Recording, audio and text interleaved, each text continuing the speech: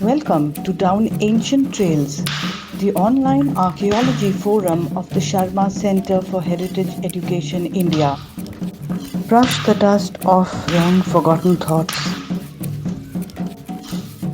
Slice through time and space.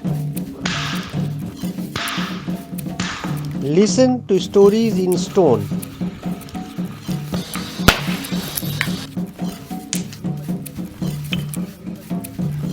Whispers of voices lost in time. Build bridges across worlds. Curious minds reach out to the past.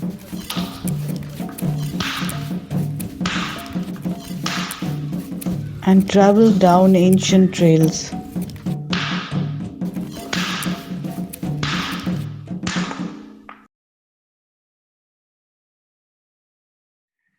Okay, thank you very much, Shanti and all the organizers for this invitation. It's a great opportunity to participate in this online forum for talks and talk a little bit about our recent work on ancient dogs, which was out about 2 weeks ago. And I hope everyone is doing well all around the world. Some of the topics I wanted to address today is our study of a sort of comparative population history of dogs and prehistoric humans using ancient DNA, as well as a little bit what we know and what we don't know about the first dogs. And then the third topic I will come to is a little bit about wolf evolution across the past 100,000 years, which eventually gave rise to this extraordinary diversity of dogs from all around the world that's here today. But just to back up a little bit about what we do. So we study ancient DNA and we try to use the information encoded in DNA to learn about history. And so often first we start in these clean room conditions where we carefully take out just a few milligrams of powder, for example, from skeletal material, so bone powder, which we then retrieve DNA from and study in the computer using statistical approaches. This uses the fact that, the DNA that we all carry has about 3 billion bases and millions of different variants between us that as humans we can use to study history through how these mostly randomly get transmitted through history.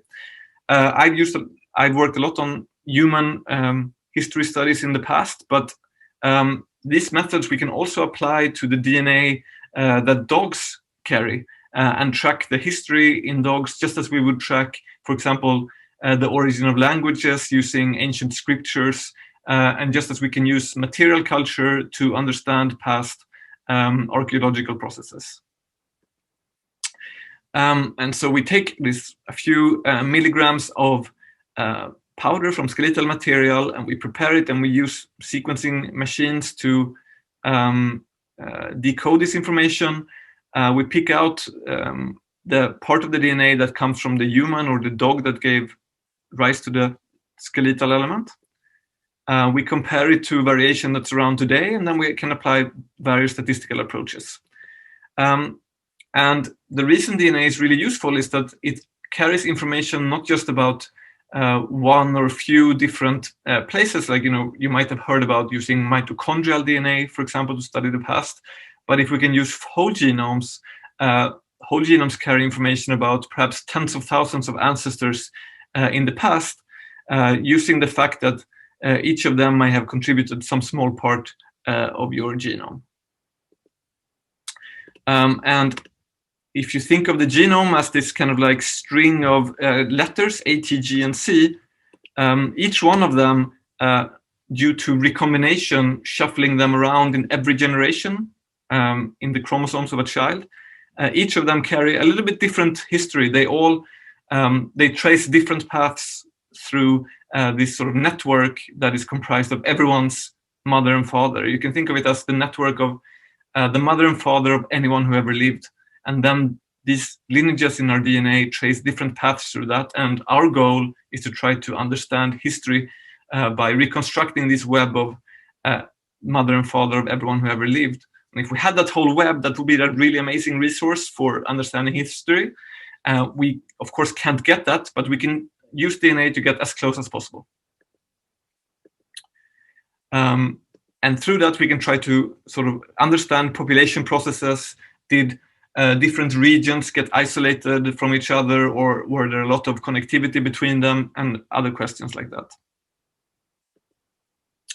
So most of my talk, I will talk about our recent study on dog origins that was out about 2 weeks ago now, which was a collaboration with many different colleagues, including ancient DNA groups in Oxford, Gregory Larsson's group, in Vienna, Ron Pinhasi's group, as well as many different archaeology collaborators around the world that made this study possible. And the analysis, the statistical analysis I will show, are all done by Anders Bergström, who really did a fantastic job with this data, who's a postdoc in my group. And this is Anders. And as you can see, these were the ancient dog genomes that we generated in this study. And as you can see, it's also a really sort of limited part of the world that we managed to get this from, mainly Europe and sort of, you might say, West Eurasia, including Southwest Asia. And the furthest east we got was Lake Baikal. So we're, of course, really interested in extending this genetic record of ancient dogs, and, of course, interested in scientific collaborators that might know of suitable material to try to get ancient DNA from both dogs and wolves. And so one of the first things we saw in the genetic data, we took all this ancient dog DNA together and tried to reconstruct a history. And this is a history we might often refer to as a graph type model of their population history. And so we looked at all our ancient dogs, which included an ancient dog from Karelia that's about 11,000 years old, as well as a few different dogs that were 7,000 years old. And when we tried to draw all their history together in a way that was consistent with the data, the only way we could make it work was that if multiple lineages already existed before the time of this oldest dog we have, 11,000 years old. And of course, that then stretches all this diversification of at least 5 different dog lineages into the Pleistocene. So before the Holocene, before the Neolithic. And of course, archaeological evidence has pointed to this. There are some really quite confident dog morphologies in the fossil record from about 15,000 years ago. But there have still been suggestions that dogs actually were also domesticated during the Neolithic revolution. We see no evidence of that. You know, the diversification must have happened much earlier than that, well into the Upper Paleolithic or perhaps the Epipaleolithic. And so a few features of this this model, you know, it's a simplification of dog history, where we can see that, you know, likely there was an early lineage diverging off into the Americas, perhaps with the first peopling of the Americas, and there was an interesting study from the laboratory, a few other laboratories on these northeastern dogs, including the Copenhagen laboratory and the Oxford laboratory, and this is the data we used here. Showing a sort of early divergence of these ancient American dog lineages. But if we go a little bit further west, we also saw that early European dogs, which were also the ones we had the most number of, so we think we can understand it a little bit better. So I'm going to spend a little bit of time on that. And you can see from what it looks like to us is that some of the continental European dogs had ancestry both from the Levant and from Northeast Europe. And when we looked at that, it looked mostly as like cline. So in this figure on the y-axis is how similar they are, a dog is genetically to the northeastern 11,000-year-old dog, so from Karelia in westernmost Russia. And on the x-axis is their similarity to Levant dogs, so 7,000-year-old Levant dog. And what we saw immediately is that all ancient West Eurasian dogs form what we call a cline here between these two different extremes. And when we simulate different models, you know, you could imagine different origins of European dogs. The only one we can make fit with the data is one where there was a single sort of admixture episode forming this. And we think it's quite likely that this is the Neolithic groups that come into, human groups that come into Europe, which we know of from human ancient DNA, likely bringing their dogs along with them, and these dogs then meeting the sort of Mesolithic dogs, or the dogs that were already in Europe. And it's something we would need to confirm a little bit better, because an interesting difference, I think, is that in the dog case, there's a lot more variability, where some dogs from the same time periods look much more like they might have Neolithic origins, and some much more like they might have Mesolithic origins, even from the same time periods. And that's not something you see as much in the human ancient DNA record. So that's indicative perhaps of a more complex process going on there. But what is also interesting is that while we have this great diversity, let's say, in the early Holocenes, or until about 5,000 years ago in Europe, this great diversity in ancestry along this cline, modern European dog breeds, which you may know of as the German shepherds and the boxers and the poodles of the world, only represent a really minuscule part of this original diversity that was there in ancestry. And as it comes out, it's kind of 50-50 between what we think is these two different sources. So at some point after about 5,000 or 4,000 years ago, something really homogenized dog ancestry. Some dog group seemed to have displanted most of the others around Europe at this time. And it's something really interesting, and also something we don't see in the human ancient DNA record. And we don't really know what this process is due to, because in this study we mainly had dogs that were older than 4,000 years old. So in summary, it really suggests that yes, dogs did follow early Neolithic expansions into continental Europe, but at some point, perhaps after 5,000 or 4,000 years ago, an expansion of a single dog ancestry occurred over much of Europe. And there have been some studies previously suggesting that mitochondrial DNA of ancient dogs could reflect this expansion as well, and that seems like it could very well be true.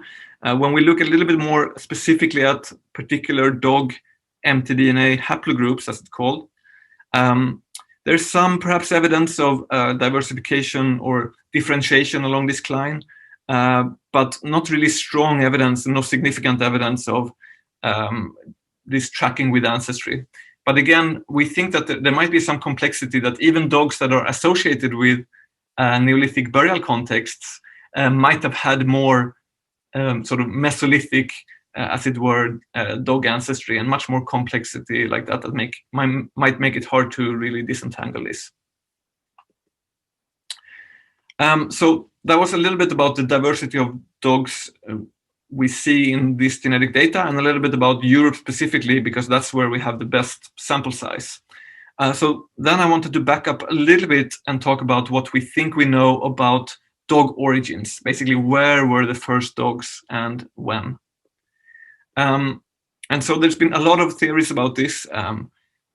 People have suggested dog origins, everywhere from Europe to the Middle East to Central Asia to East Asia, probably other regions as well, and including multiple origins. But it's something that's really hard to disentangle using only, for example, modern DNA or only the archaeological record itself.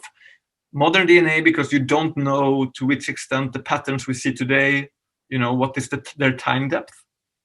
The archaeological or the fossil dog record is also hard, because we can't always know exactly what is an early dog. And it might be really hard to find the wolf ancestors using just morphology.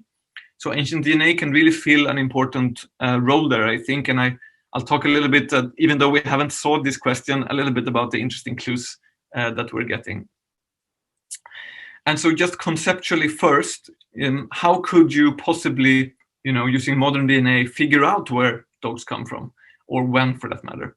Well, for example, if there was hypothetically a pattern like this, where domestic dogs were clearly more closely related to, let's say, European wolves, then they were related to Central Asian wolves or East Asian wolves. Well, that would be really interesting. Perhaps that would be quite suggestive that there was a Western Asian or Western Eurasian origin of domestic dogs. But that's not what the data from modern DNA says. Instead, it looks something like this, where domestic dogs diverged prior to the diversification of present-day wolves as we see them. And that makes it really hard to find out where the ancestry of dogs are. And I think conceptually, if we can sort of, in ancient DNA, in theory, in the future, build this landscape, perhaps for further back into the past of wolves, perhaps we'll be able to place where dogs come from in that. And we also know that Ice Age wolves likely diverged prior to this divergence of dogs, which then, there's a question of basically wolves must have come from a now extinct, dogs must have come from a now extinct wolf population that we don't really have, at least not intact, represented in the data we have. And so we wanted to address this question about origins more. Could there have been multiple origins? Is it really true that dogs are really an outgroup to all this wolf diversity? And so we applied what we call symmetry tests, where we take a pair of dogs and we ask whether they are symmetrical with respect to a wolf. That means that none of them is closer to the wolf than the other. If there was gene flow from wolves into dogs, you would expect some dogs being more closely related to that wolf than the other dogs. So that's the very basic question we apply. And we take our ancient dogs, we take various modern dogs from around the world, as well as then mainly modern wolves, because we don't have much published wolf data, at least not when we did this particular analysis. And so we track mutations that we see, these changes in DNA, and we see if they are indicative of any asymmetries here. And we find that in most of our tests, we see a lot of asymmetries. But interestingly, that we do find some wolves for which there are no asymmetries for any dog pair. And that suggests to us that it's not in the dogs that the difference lies. It is that because there was gene flow from dogs into wild wolves, that can explain basically everything we see, at least in this analysis. So we see in this analysis no evidence of substantial gene flow from wolves into dogs, but quite a lot the other way around. And this is interesting not only because it doesn't really suggest that there were multiple dog origins. There seems to be at least a shared common origin, even though it could have been multiple dog origins from wolf populations we don't have yet. But it also suggests that, it's actually quite hard, and perhaps you can imagine this, that, wolves are a little bit difficult to deal with in their behavior. They're sort of less easy to work with as a human person, and perhaps if there was interbreeding, those individuals that were the result of such interbreeding perhaps found themselves better in the wild than they did staying within human groups. So I'll get back to wolves with some of our first ancient wolf data towards the end. But the other thing I want to talk about with the ancient dog data was our sort of a little bit more comprehensive attempt at doing a comparative genetic history between dogs and humans. So you could imagine that, dogs, perhaps a hypothesis is that they followed human groups almost exclusively. And so whatever genetic history we see in human groups is reflected in dog DNA as well. So to which extent did sort of dog history and with population crashes or movements or admixture events follow humans? And so the first step we did was to do a sort of multivariate analysis, principal component analysis, a PCA, of just dog genomes, which is what you see here, with some interesting features I might get back to a little bit later. But then we did exactly the same analysis just on humans, and then we combined those two on top of each other using a statistical technique called Procrustes rotation. And the result is this. And we also show the links between the dog and human ancient DNA pairs that we've paired up. So we found human ancient DNA from the literature, used our dog DNA, and we sort of saw how similarly were to each other in terms of how they differ from others. Okay, so we're always only, of course, comparing dog DNA to dog DNA and human DNA to human DNA, but we're interested in the relationships. For example, are East Asian and South Asian dogs similarly compared to each other as the ancestry of East Asian and South Asian humans.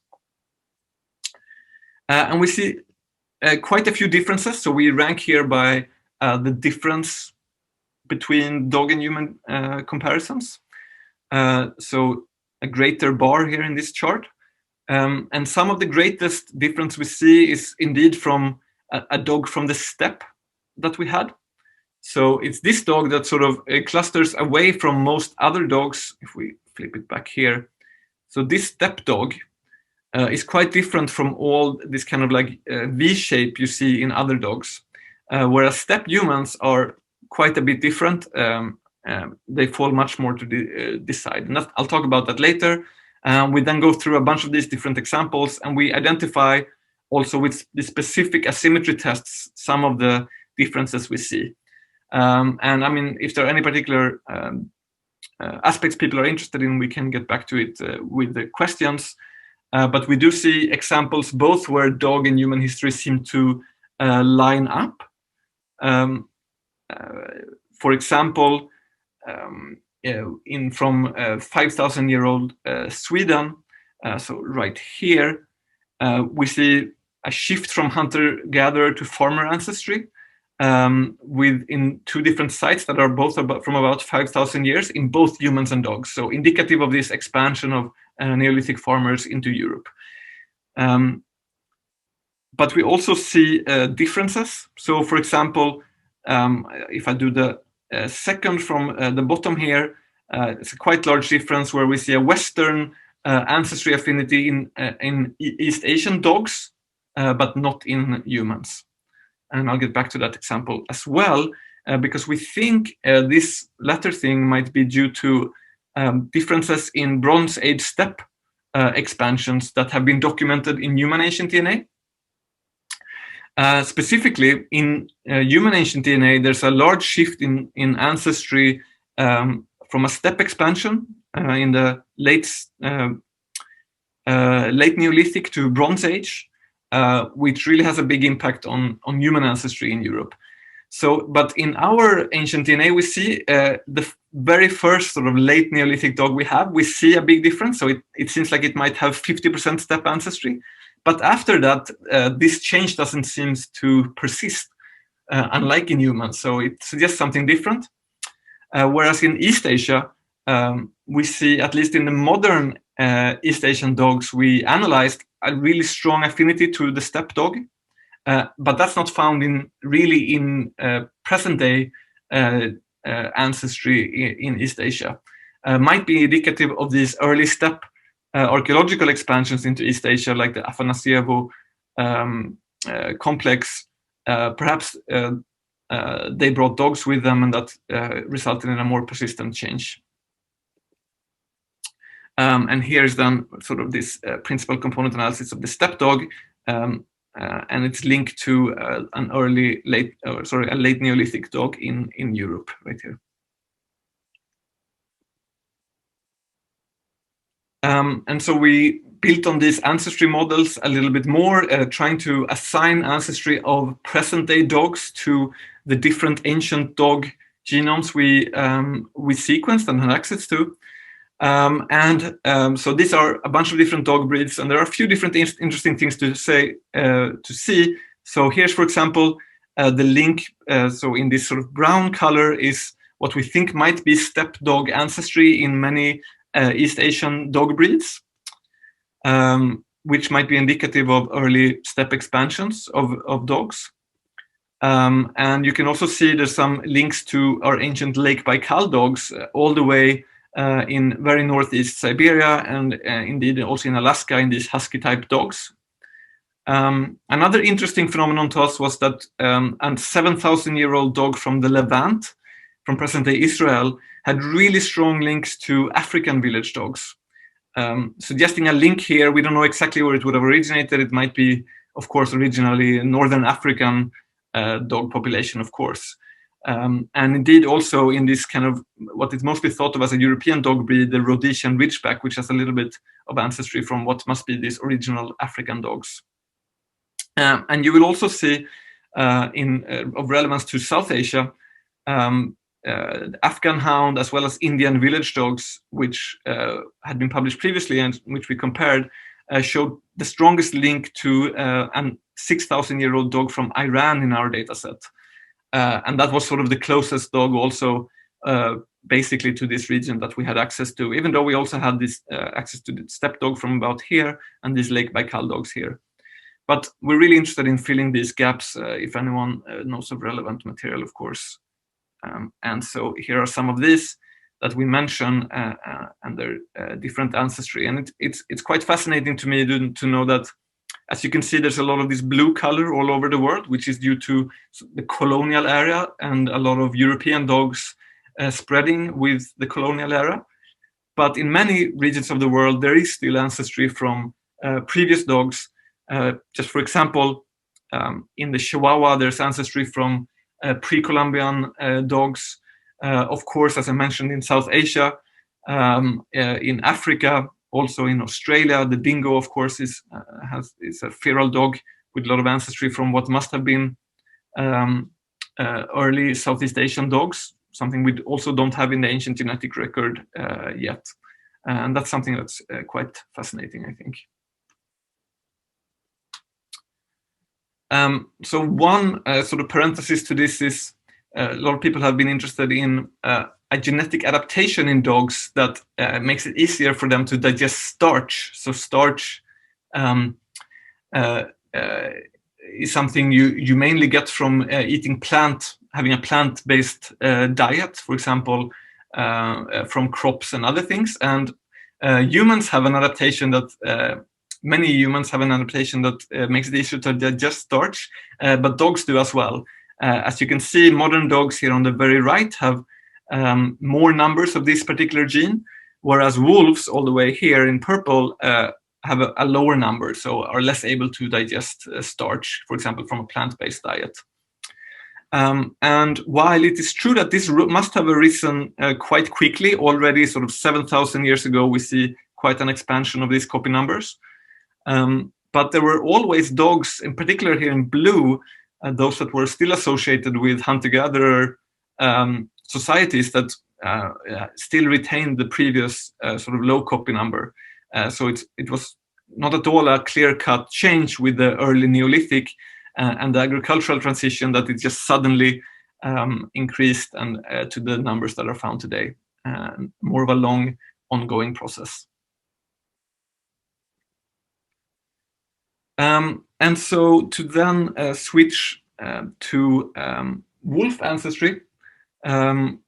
So wolves are, of course, interesting to us, perhaps primarily since they are the ancestors of dogs, and I think the key to understanding where dogs come from.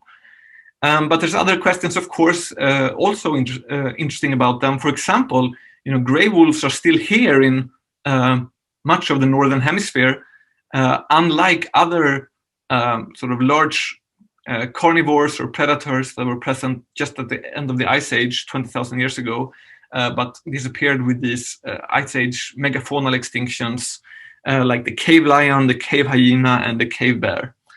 Those are all gone, but gray wolves are still around and have a really impressive range. So perhaps it will be interesting to understand what were the population processes during this the last glacial maximum, and perhaps more greatly over past 100,000 years that characterize gray wolf, to understand more about extinctions, as we're facing many more extinctions of animals due to human activity and global warming.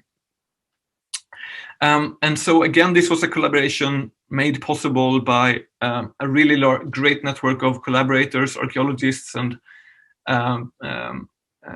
zooarchaeologists and geneticists all around. So we have a data set of about 75 Holocene and Late Pleistocene wolf genomes. And as you can see, again, it's very restricted to the northern hemisphere. I think my main goal right now is to try to find ancient DNA that works from more southern latitudes, so we can understand both wolf and dog history from there as well. And again, all the analyses were led and done by Anders Bergström, pictured here as well. So a really great collaboration with multiple groups, us in London at the Francis Crick Institute, the Swedish Museum of Natural History, the Max Planck Institute of Jena and Leipzig, University of Potsdam, the Oxford group, as well as University of Copenhagen. And so part of this dataset is also, for example, this really quite fascinating material, such as this intact wolf head that's more than 30,000 years old, directly dated and excavated by and studied by our collaborators Love Dahlén and David Stanton. And so relevant to the dog question, we can sort of use this data and ask, okay, well, which of these ancient genomes can be assigned as either on the dog lineage? None of these ones that we had could really be that, so, but I've still plotted some of the early dogs we have. Or in blue, to the modern wolf lineage, or which ones are basal to both of them, as far as we can see. And if we do this, you can see that all the dots are red here until on the x-axis about the last glacial maximum, perhaps 25, 30,000 years ago, when there's mostly a gap in the records, some individuals that we can't place at all. We don't have enough statistical certainty. But then after the last glacial maximum, you can see these blue dots where individuals are clearly on the modern wolf lineage, which already suggests that the dog lineage has kind of diverged at that time, even though it doesn't necessarily mean that domestication has already happened. So the time frame I think we're looking at is sort of after 30,000 years ago, perhaps until 15,000 years ago. And this is still unpublished work.